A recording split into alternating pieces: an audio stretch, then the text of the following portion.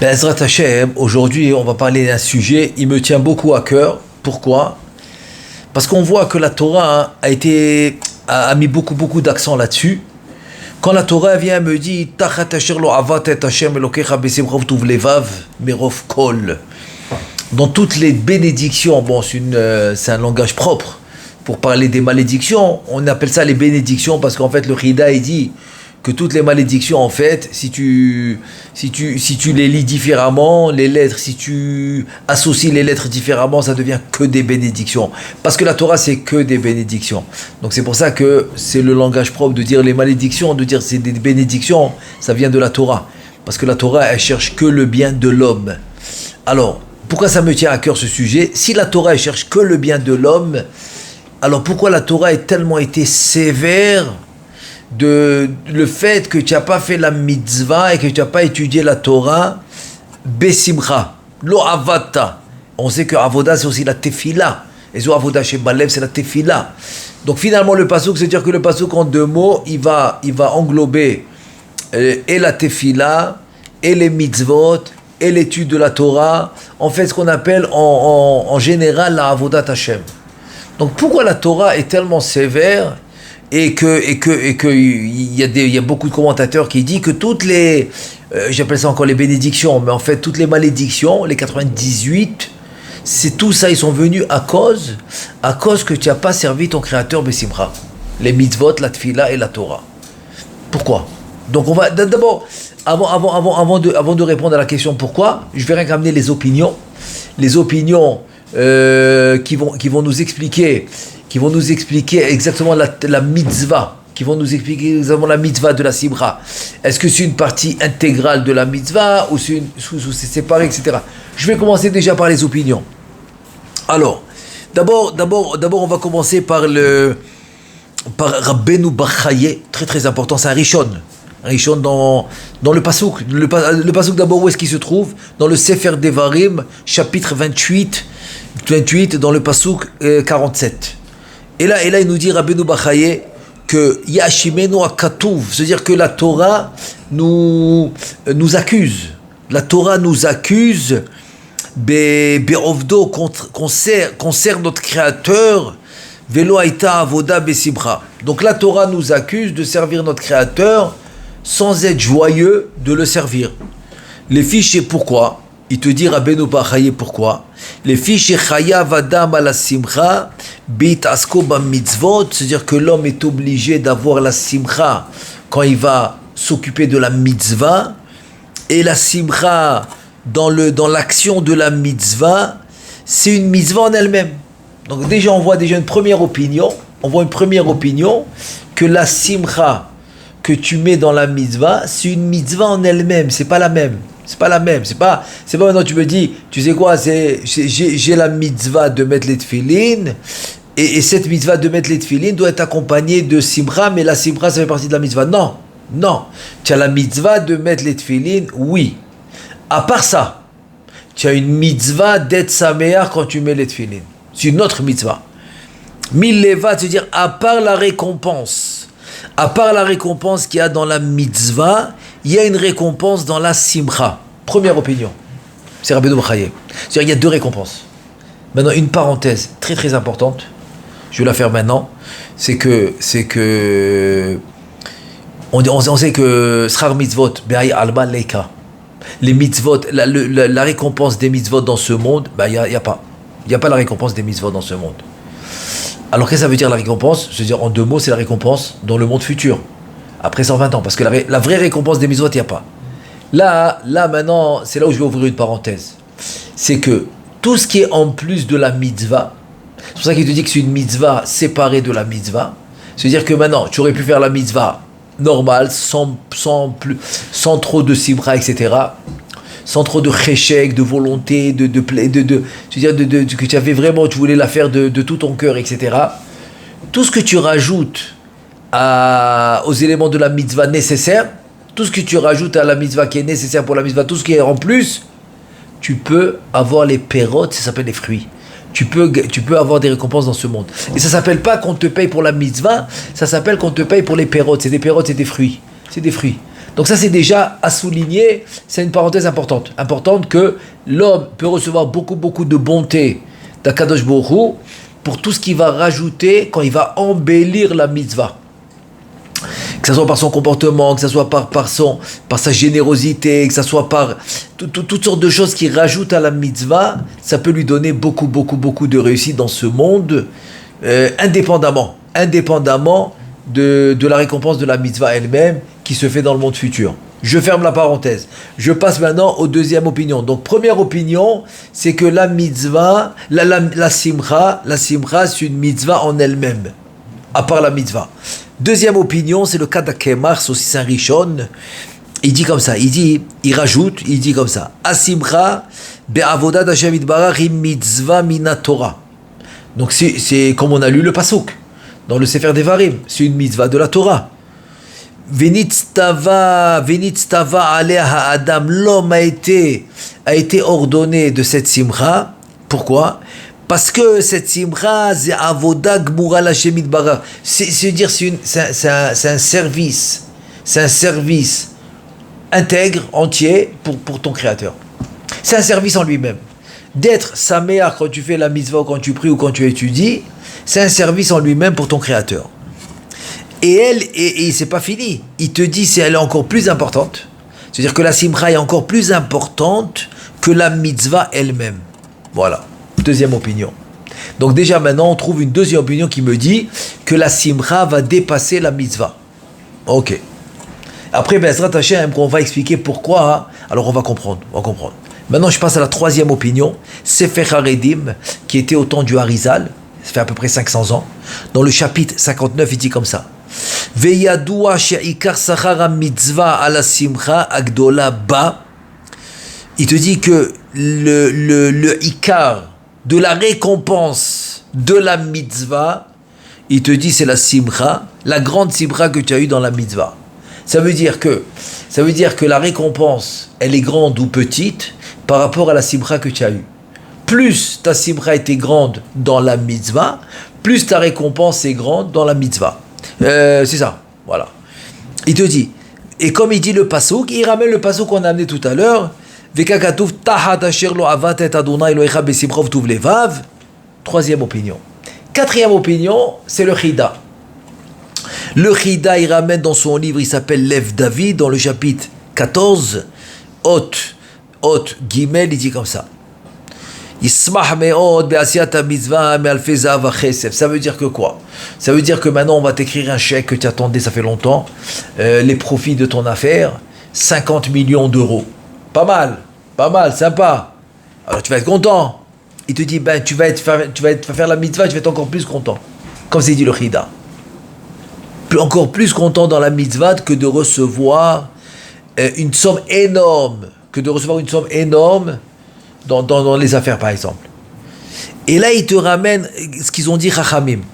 Pourquoi je te demande d'être plus saméar dans la mitzvah que l'argent? Tu sais pourquoi? Parce que Chachamim ils ont dit comme ça. Akadosh Baruch Hu kovea sachar ala simcha shesameach ba mitzvah yoter mea mitzvah atzma. Parce que la récompense de ta simcha dans la mitzvah va être supérieure de la mitzvah elle-même. Donc tu vas recevoir beaucoup plus dans le monde futur et aussi dans ce monde, comme on a dit que c'était pérote, grâce à la simcha plus que la mitzvah. Et donc la récompense de la simcha, il pourra la manger dans ce monde parce que c'est une tosefet, c'est un rajout à la mitzvah. Donc la récompense de la simcha, tu pourras la manger dans ce monde.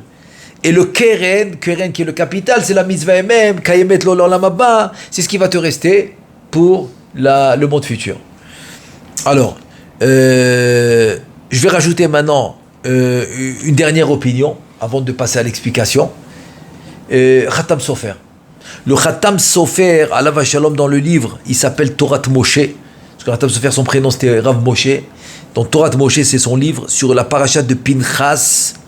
Au Dibur HaMatril Beyom HaShemini, là-bas il écrit comme ça, il écrit Yadua she'asimcha she'adam sameach be'asiyat ha-mitzvah ou yoter me'a-mitzvah gufa. Donc la simcha que tu auras quand tu fais la mitzvah est plus que la mitzvah elle-même. Ve'esachar ala simcha yoter misachar ala mitzvah atzma. Donc tu vois le Khatam Sofer également qui va te dire que la récompense de la récompense de la simcha elle est plus que la récompense de la mitzvah. Pourquoi? Parce que la mitzvah tu ne pourras en profiter que dans le monde futur, bon là bas. Ça c'est la mitzvah. Alors que la simcha, comme c'est des pérotes, tu pourras en profiter aussi dans ce monde. Donc c'est plus. Maintenant, juste pour accentuer l'importance de la mitzvah, je vais juste ramener dans le pasouk de Melachim Bet, le chapitre Gimel, le pasouk, dans le pasouk Samervav, il dit là-bas un truc incroyable, c'est Elisha Hanavi, qui veut maintenant avoir une prophétie et il n'arrive pas. Donc le pasouk, qu'est-ce qu'il nous dit? Il nous dit Ve'aya kenagen amenagen vatei alav yad Hashem. Ça veut dire que quoi? Ça veut dire que le Navi qui veut avoir une névoie et il l'a pas, il lui manque de la simcha. Donc tu amènes des instruments, le tof, comme il dit là-bas, le tof, le khali, le kinor, et donc tu lui fais une situation de simcha, et cette situation de simcha va lui réveiller sa neshama, donc va lui donner une certaine jouissance intérieure, d'effet dans la neshama, et grâce à cette simcha, il pourra se connecter avec son shoresh, avec sa racine dans les sphirotes supérieures, et il pourra avoir la névoie, parce que la névoie, elle est dans Netzar Vahod, donc il faut monter dans les sphirotes de Netzar Vahod pour avoir la névoie des prophéties, etc. Donc on voit que c'est une condition indispensable. Condition indispensable pour arriver à la prophétie, pour arriver à des niveaux très hauts. Et bon, celui-là qui veut regarder plus là-dessus, c'est dans Orchot Tzadikim, très très beau langage, là-bas il parle de ça, combien le nefesh, etc. Et combien l'homme il doit, mamash, pour servir son créateur avec tous les 248 membres et les 365 tendons, etc. C'est-à-dire les Ramach Evarim, les Chassagidim, tout ça, combien il doit être Bessimcha, dans toute particule de ses membres, de son corps, il doit sentir la Simcha pour servir son créateur. Ok. Maintenant qu'on a dit ça, je veux ramener maintenant, on va commencer à expliquer maintenant. On va commencer à expliquer pourquoi c'est tellement important. Pourquoi la Torah a tellement été sévère que de travailler son créateur sans Simcha. Pourquoi? Et la première explication qu'on va trouver, c'est le Mesilat Yesharim. Mesilat Yesharim, il dit un truc incroyable. Il dit comme ça. Il dit à Simcha ha'amitit, Shie libo shel adam alez al shehu zoche la'avod lifne adon yitbarach she'en kamohu. Voilà la raison. Il dit, c'est quoi la Simcha dans servir son créateur? C'est quoi la Simcha? C'est que tu as une Simcha telle immense, que tu sers ton créateur qui est le plus haut niveau de royauté, de spiritualité que tu peux imaginer. Il n'y a pas plus que lui. C'est-à-dire que l'homme qui n'est pas sa mère, il n'est pas conscient de ça. Il n'est pas conscient. Si l'homme il n'est pas sa mère, pourquoi? Parce que par exemple, il se dit, si j'avais un père qui était riche, il m'avait laissé un grand héritage, ou je sais pas moi, si j'avais un beau-père aussi. Donc l'homme, il est tout le temps en train de se comparer, il se compare à des situations qu'il voit autour de lui, et il s'imagine que son bonheur dépend de ce qu'il voit autour de lui. Or là, la Torah, elle est sévère là-dessus. Elle dit, mais de quoi tu parles? C'est pas ça ton bonheur. Ton bonheur, c'est pas Bassar Vadam. C'est pas un humain, ton bonheur. Ton bonheur, c'est de comprendre que tu as la possibilité, et toi, tu es le seul qui peut faire la connexion. C'est exactement ça. Je donne toujours cet exemple. Si demain, tu vas acheter maintenant une machine, par exemple, une machine à laver, tu vas mettre les habits, tu vas appuyer le bouton, rien du tout. Pourquoi? Tu n'as jamais mis la prise. Alors, mets la prise. Tu vois, c'est rien qu'un exemple. Je veux dire, l'exemple, il n'est pas à 100%, parce que nous, on est toujours connectés. Mais il faut réveiller cette connexion. Il faut la réveiller. l'exemple, elle n'est pas 100%, mais elle est suffisante. C'est un exemple suffisant. J'ai la machine, j'ai le moteur, j'ai mis le savon, j'ai mis tout ce qu'il fallait, j'ai mis. J'ai tout mis, la machine est toute neuve, tout marche bien, j'ai mis tout. J'ai mis le bouton comme il faut. Mais si j'ai pas mis la prise, alors la machine ne marche pas. Ça veut dire, en deux mots, il faut te brancher. Avec qui il faut te brancher? Avec ton créateur. Il dit le Messilat Yesharim, c'est-à-dire que tu n'as pas encore compris que ton créateur, c'est lui la force ultime de tout le monde. C'est-à-dire qu'il n'y a personne qui le dépasse et c'est toi qui as mérité de le servir. C'est ça la simcha. Donc, un manque de ça, un manque de reconnaissance, un manque de prise de conscience. Si maintenant tu as un manque de cette prise de conscience, donc en deux mots, qu'est-ce que tu fais? Tu réduis l'adresse pour qui tu travailles. C'est-à-dire, par exemple, si tu arrives à être malheureux, si tu arrives à être triste, et tu arrives à tomber en déprime, c'est que tu ne sais pas avec qui tu es connecté. C'est que tu ne sais pas avec qui, tu ne sais pas c'est qui t'a dit de faire les mitzvot. Tu ne sais pas c'est qui t'a dit de faire ça. Tu ne sais pas c'est qui. Parce que si tu savais c'est qui, tu es sûr que tu serais Bessimcha. Très puissant, voilà, ça c'est la raison. En fait, moi je pense que c'est la raison qui nous touche le plus. Parce que c'est émet. C'est émet. On se fait des idées qu'on sera, quand maintenant tu dis à quelqu'un comment ça va, Yetov, Bezrat Hashem, ça va être bien, Yetov. C'est-à-dire que maintenant pour lui c'est pas bien. Mais si tu es connecté avec ton créateur, que c'est la force ultime, que personne ne peut bouger sans lui, et c'est toi qui le sers, ça veut dire que lui il est capable de tout. L'humain n'est pas capable de tout. Même s'il a un peu d'argent, qu'est-ce qu'il y a? Il a un peu d'argent. Mais ça veut dire qu'il a un peu d'argent, il est capable de tout? Pas du tout. Est-ce qu'il peut t'aider dans tous les problèmes? Non. Non, parce que toi tu te sens un peu infériorisé parce que tu as un peu moins d'argent dans le compte, un peu moins d'argent dans la poche, alors tu te sens infériorisé, donc tu sens qu'il est plus que toi, donc il peut t'aider dans ça. Mais ça s'arrête là. Ça s'arrête là. Mais demain, chas v'shalom, un problème plus sérieux, jamais il pourra t'aider. Donc en fait, le fait de ne pas reconnaître cette force qui s'appelle ton créateur, de ne pas la reconnaître, c'est ça la sévérité. C'est pour ça que la Torah était sévère. Elle dit, mais attends, mais reconnais au moins qui je suis. Ok, tu as Yetzerara, tu n'arrives pas le matin, l'hiver, il fait froid, la couverture, le coussin, tu n'arrives pas, tu as le Yetzerara qui t'empêche de faire la tzedaka. Je peux comprendre tout ça. Il te dit, je peux comprendre tout ça. Mais au moins, tu es conscient de qui je suis. Donc quand tu vas arriver à le faire, tu le feras Bessimcha. Donc c'est ce qu'il dit Messilat Yesharim. Je continue ces paroles. Ça veut dire que déjà de reconnaître c'est qui ton créateur. C'est la plus grande force qui peut exister. Et tu as mérité de le servir.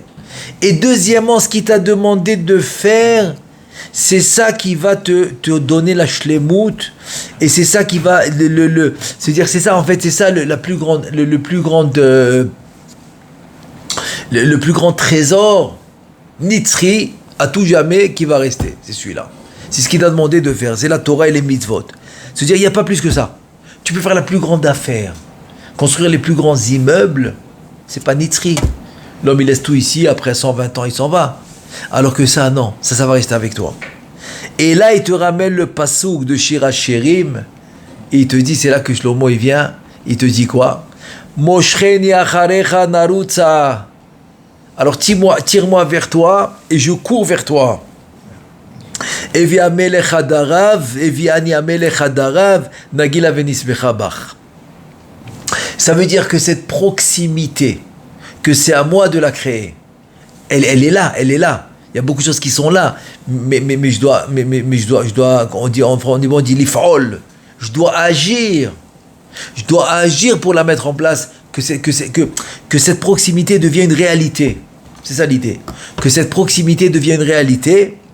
Pourquoi? Ki kol ma shezoche adam likanes yoter lifnim bechadre yediat gdulato idbarar yoter tigdal bo asimcha viye libo. C'est-à-dire que si tu veux vraiment avoir une vraie simcha, quand je dis une vraie simcha, c'est sans déception. Il n'y a aucune simcha dans le matériel sans déception. Il n'y en a pas. Impossible. Impossible. Parce que si aujourd'hui tu penses que la simcha c'est d'acquérir le magasin le mieux placé là-bas pour gagner de l'argent, dès que tu auras le magasin, il y aura une déception quelque part d'autre. Automatique. Si tu penses que maintenant il faut que je me marie qu'avec cette femme-là, la femme pareille, que cet homme pareil. Ah, il faut que je gagne. Ok, tu vas gagner cet argent. Il y aura toujours quelque chose. Toujours. La seule chose qui va te donner la vraie simcha sans déception, c'est tous les jours de découvrir à nouveau la grandeur de ton Créateur. Et de savoir combien il est grand. Ah, tu vas me dire quoi? Mais toi, quoi, tous les jours il change? Non. C'est ta compréhension qui change. Lui, il ne change pas. Lui, il a toujours été très, très, très grand. Mais est-ce que toi, tu le savais au départ? Non, d'avant moi. Aujourd'hui, tu le sais plus. Donc, plus tu vas savoir combien il est grand, plus ta simcha va augmenter. Et là, moi, je pense que c'est l'histoire avec Rav Saadia Gaon, Alav Shalom. C'est autant des Géonim. On a les Tanaïm, Amoraïm, Zvoraïm. Géonim, c'est avant les Rishonim. Les Géonim. Et un jour, bon, à l'époque, il n'y a pas les photos, il n'y a pas les médias, il n'y a rien, donc on ne sait pas de quoi il a l'air. Donc dès qu'il quittait sa ville, il allait quelque part, incognito. S'il ne disait pas qui il était, personne ne va savoir que c'est Rav Saadia Gaon. Personne ne savait. Il arrive là-bas, évidemment, personne ne le sait. Lui, il est anav, il est humble, donc il ne va pas dire c'est qui. Mais Baruch Hashem, il a une très bonne hospitalité. Quelqu'un l'a reçu, il dormait, nourri, logé, il devait passer aussi le Shabbat, il devait passer une semaine et retourner chez lui. Et pendant la semaine, qui arrive? Quelqu'un de son endroit à lui qui le connaît. Il arrive là-bas, il dit, Ouah, Kvod Arav, Rav Saadia Gaon, il est là, il embrasse la main, les gens ils le regardent, ils disent c'est qui? Mais c'est Rav Saadia Gaon, on ne savait pas, Tout le monde maintenant, tu vois, il commence à lui embrasser la main. Celui qui lui a donné l'hospitalité, qui l'a hébergé, il se met à genoux et lui dit excuse-moi. Puis tu dis, attends, mais qu'est-ce que tu racontes? Je dois te dire merci, tu me dis excuse-moi. Tu m'as hospitalisé, tu m'as donné à manger. Shabbat magnifique, de quoi tu parles? Il dit, mais si je savais qui tu étais, j'aurais fait plus. C'est ce qu'il lui a dit le Baal Habayit, quoi, qui l'a invité à la maison. Rav Saadia Gaon lui a dit, écoute, tu n'as pas à t'inquiéter, tu m'as très bien reçu, je suis très content. Mais Rav Saadia Gaon, il a dit, j'ai appris de cet homme-là un truc extraordinaire. Qu'est-ce qu'il m'a dit? Si je savais qui tu étais, je t'aurais servi mieux, je t'aurais honoré plus, je me serais occupé de toi plus. Il dit, c'est exactement ce qui nous arrive. Tous les jours, on doit regarder et observer et arriver à comprendre la grandeur d'Hachem plus qu'hier. Et moi je pense que c'est la connexion avec Vaïra Elav. En Rémez, oui, c'est en Rémez, c'est pas un pshat, c'est en Rémez, parce que Vaïra il l'a vu. Vaïra Elav, il s'est montré à eux, ils l'ont vu, ça vient de la vision Vaïra. Ils disent la même chose avec toi. Chaque jour, ta vision doit augmenter envers ton Créateur. Et c'est comme ça que ta simcha va grandir. Que de jour en jour, tu réalises combien ton Créateur est grand et quelle chance tu as eu de le servir. Et c'est ça tout le truc. Et donc en fait, la simcha que l'homme, comme il dit le Rambam, peut-être qu'on finit avec les paroles du Rambam extraordinaires. Le Rambam, il dit que la simcha que l'homme il aura en faisant la mitzvah, il dit le Rambam, avec l'amour de ton Créateur, qui t'a ordonné de le servir, elle n'a pas de limite. Elle n'a pas de limite. Et c'est pour ça que la Torah, chas v'shalom, elle dit, mais sinon, chas v'shalom, c'est-à-dire tu n'es pas capable de reconnaître qui je suis. C'est ça la gravité. C'est pour ça que pourquoi? Parce que c'est ça la gravité, c'est que tu n'as pas été capable de reconnaître. Donc on voit combien que la mitzvah, c'est pas seulement un accessoire, c'est pas seulement un plus, ça devient la base, ça devient le fondement de base du judaïsme. C'est quand tu as compris c'est qui ton Créateur, et Be'ezrat Hashem, que tous les jours tu comprends encore plus comme l'histoire avec Rav Saadia Gaon. Et plus tu vas comprendre, plus ta simcha va augmenter, et plus tu vas reconnaître la grandeur de ton Créateur, et qui va te donner la vraie simcha, comme on a dit, sans déception. Bezrat Hashem, qu'on puisse mériter de servir notre Créateur toujours besimcha, uftuv levav, amen ve amen.